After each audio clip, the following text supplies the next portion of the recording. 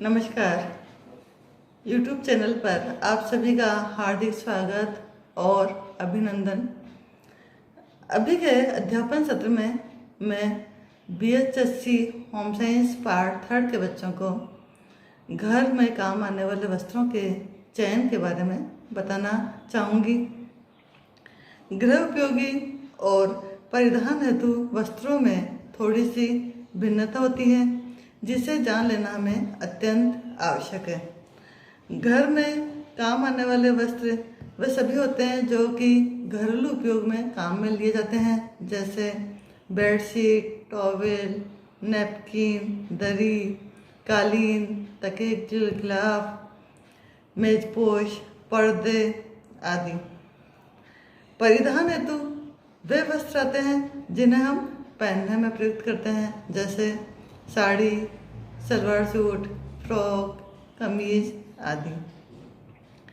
घर में जो काम आने वाले वस्त्र हैं उनका भी चयन करते समय हमें उन सभी बातों का ध्यान रखना आवश्यक है जिन्हें हम परिधान के लिए करते हैं, क्योंकि उचित परिधान से हमारा व्यक्तित्व निखरता है। ऐसे ही घर में काम में आने वाले अच्छे वस्त्रों से हमारा घर सुशोभित और अलंकृत लगता है और इससे हमारी सामाजिक प्रतिष्ठा बढ़ती है। देखने वालों का मन आनंदित हो जाता है।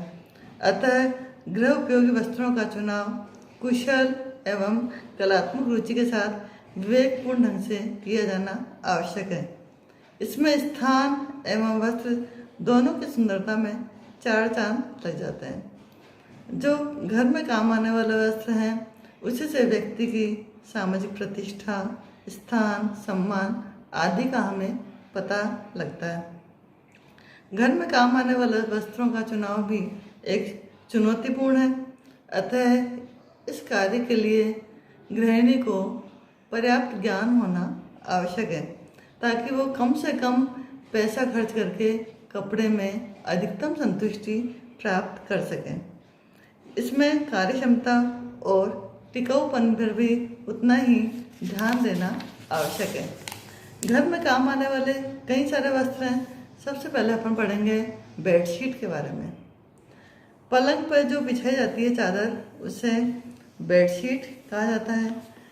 यदि बेडशीट सुंदर है तो हमारे पलंग पे चार चांद लग जाते हैं।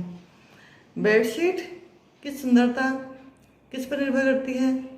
बेडशीट की प्रॉपर साइज होना आवश्यक है, यानी जो हमारा बेड है उससे कम 6 से 8 इंच वो बेडशीट की साइज ज़्यादा होनी चाहिए, ताकि वो ढंग से गद्दे के नीचे दबाई जा सके।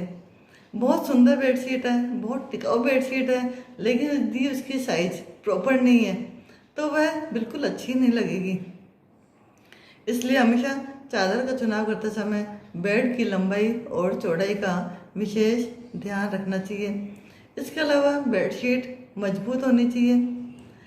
बेडशीट कई सारे आकार में मिलती है, बड़ी साइज, मध्यम size, double bed, single bed, या हम कह सकते हैं king size, middle size, double bed और सिंगल बेड।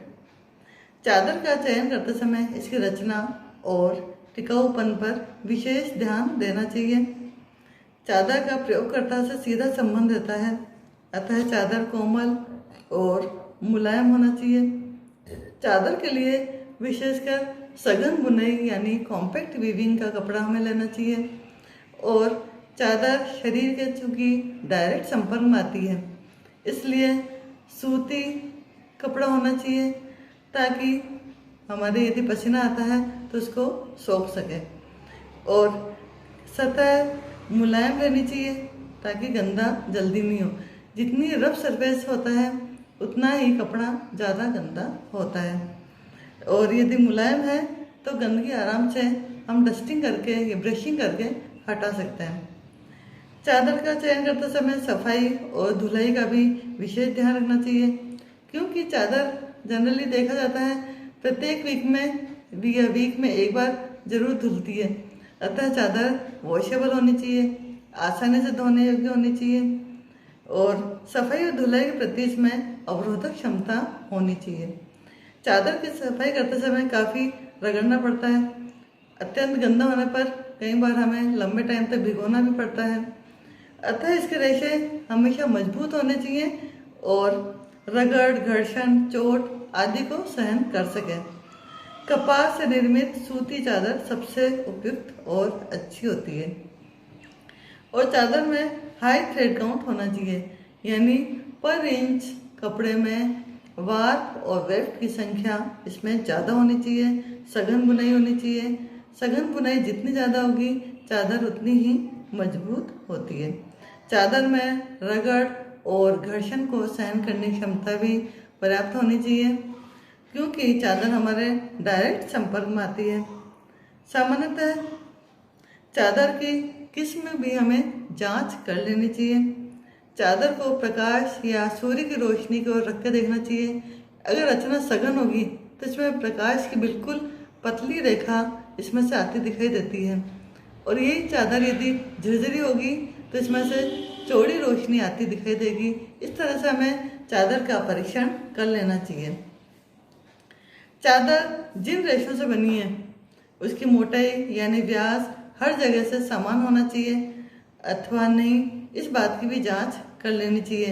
कहीं से भी रेशे मोटे या पतले या अनइवन नहीं होने चाहिए, क्योंकि गांठ यदि होती है तो वह चुभती है और न ही इसमें कहीं छेद होना चाहिए। चादर का चयन खरीदारी करते समय हमें इसकी परिसज्जा और परिष्कृति को भी अवश्य देख लेना चाहिए।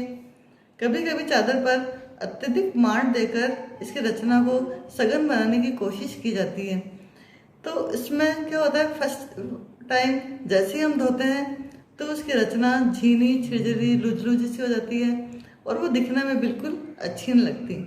अतः मांडी की जांच हमें हाथ से रगड़कर कर लेनी चाहिए। और कई बार चादर सिकुड़न अवरोधक भी होनी चाहिए, ताकि धुलाई के उपरांत इस्त्री करने की जरूरत नहीं पड़े। सिकुड़न अवरोधी चादर महीन, सूक्ष्म, बारीक और कोमल रेशों से बनी होती है, परंतु ये महंगे होते हैं। ऐसे चादर स्पर्श में कोमल और प्रयोग में सुखद, नेत्रों को आनंद देने लायक होते हैं। इसके प्रयोग से प्रयोगकर्ता पूर्ण मानसिक और शारीरिक संतुष्टि मिलती है। शयन कक्ष एवं अन्य कक्षों के सौंदर्य में वृद्धि चादर से होती है। चादर हल्के रंग की या गहरे रंग की किस तरह की यूज़ करनी है वो डिपेंड करता है कि हमने किसके लिए यूज़ करना है। जैसे छोटे बच्चों के लिए या बच्चों के कमरे के लिए चादर का चयन करना है तो अट्रैक्टिव कलर, डार्क कलर उसमें अच्छे लगते हैं। बच्चों को एप्लिक वर्क पसंद आता है, ऐसे कार्टून कैरेक्टर की चादर बच्चों को बहुत पसंद आती है। तो और डार्क कलर होगा तो गंदा भी कम होगा और बच्चों को बहुत अच्छा लगेगा। लेकिन यदि ओल्ड एज के व्यक्ति के लिए बेडशीट का चयन करना है तो उसमें लाइट कलर या वाइट कलर बहुत अच्छा लगता है, क्योंकि ये शांति का प्रतीक है। अतः हमें बहुत अधिक ध्यान रखना पड़ेगा कि किसके लिए हमें चादर का चुनाव करना है। सफ़ेद रंग हमेशा स्वच्छता, सादगी और सुख शांति का प्रतीक माना जाता है। चादर बाजार में बना बनाया रेडीमेड भी मिलता है या घर पे भी इसको तैयार किया जा सकता है। घर के लिए हम पॉपलिन, लॉ क्लॉथ, टेरिलिन आदि के चादर घर पे बनाई जा सकती है। इसके अलावा चादर कढ़ाई, पेंटिंग, एप्लिक वर्क आदि से भी बनाई जाती है, लेकिन इसमें बहुत अधिक श्रम और समय लगता है। इन चादरों को विशेष ओकेजन पे जैसे फेस्टिवल्स वगैरह पे काम में ली जाती है, क्योंकि डेली यूज में करने पर इसकी उपयोगिता कम हो जाती है या दिखने में सुंदर नहीं लगती, क्योंकि बार बार धुलाई और प्रयोग में लेने से इसके फाइबर्स कमज़ोर हो जाते हैं। बिना रंगाई छपाई गए अथवा छापे वाले वस्त्रों से जिनका उल्टा एवं सीधा पक्ष एक समान हो वो चादर अच्छी रहती है, ताकि हम उस चादर को दोनों तरफ से यूज कर सकते हैं। लिनन की चादर सुंदर, वैभवशाली, ऐश्वर्यशाली, उत्कृष्ट होती है। ये विलासिता का प्रतीक मानी जाती है, परंतु ये चादर काफ़ी कीमती होते हैं। जाड़े के मौसम में या सर्दी के मौसम में उपयुक्त नहीं होते। क्योंकि लिनन के रेशे ठंडे और चिपचिपे हो जाते हैं, अतः इनका उपयोग भी विशेष अवसर, तीज, त्योहार आदि पे ही किया जाता है। नेक्स्ट अध्ययन करेंगे हम तकिए का गिलाफ। तकिए का गिलाफ खरीदते समय भी हमें उन्हीं सब बातों का ध्यान रखना है जो कि हमने चादर खरीदते समय किया। तकिए का सीधा संबंध प्रयोगकर्ता के सिर एवं चेहरे की त्वचा से रहता है। चेहरे की त्वचा हमारी अत्यंत कोमल होती है, अतः इसकी सुरक्षा आवश्यक है। तकिए का प्रमुख गुण मुलायम होना चाहिए, कोमल होना चाहिए, मजबूत होना चाहिए। खुरदुरे रेशे से यदि तकिए का निर्माण किया जाएगा तो चेहरे की त्वचा पर हमें रगड़ बन सकती है। तकिए गिलाफ हमेशा हल्के रंग का या सफ़ेद रंग का अच्छा लगता है, लेकिन हल्के रंग के तकिए गिलाफ बहुत जल्दी गंदे होते हैं, दाग धब्बे बहुत जल्दी दृष्टिगोचर होते हैं, अन्य गंदगी भी शीघ्रता से दिखने लगती है। तकिए के गिलाफ चादर का रंग कमरे के रंग संयोजन से मेल खाता होना चाहिए। रंगीन वस्त्र से भी तकिए गिलाफ बनाया जा सकता है। यह सब व्यक्ति की व्यक्तिगत रुचि एवं पसंद पर निर्भर करता है। तकिए के गिलाफ के लिए वस्त्र दृढ़, मजबूत, टिकाऊ होना चाहिए। वस्त्र में हल्का सा कड़ापन भी होना चाहिए, परंतु बहुत अधिक मांडी वाला वस्त्र उपयुक्त नहीं होता, क्योंकि 2-4 बार धुलाई के बाद ये भी लुझलुझा सा, बेजान सा हो जाता है और इसका सुंदरता और आकर्षण समाप्त हो जाता है और देखने में भद्दा लगता है। तकिए गिलाफ बाजार में रेडीमेड भी मिलते हैं और इन्हें घर पे भी सिलाई करके हम बना सकते हैं, परंतु तकिए गिलाफ बनाते समय विशेष ध्यान रखना चाहिए। बहुत ज़्यादा टाइट भी नहीं होना चाहिए और बहुत अधिक ढीला भी नहीं होना चाहिए, बिल्कुल तकिए की प्रॉपर साइज के अनुसार होना चाहिए और ऐसा होना चाहिए कि इसकी साफ सफाई भी आसानी से की जा सके। और यह रंग नहीं निकले, इनका रंग के प्रति पक्कापन होना चाहिए, नहीं तो ये बार बार प्रयोग करने के बाद रंग इसका भद्दा सा लगने लगता है, जो कि हमें उपयुक्त नहीं लगता। इस तरह से हमें बेडशीट और तकिए के गिलाफ करते समय इन बातों का ध्यान रखना चाहिए।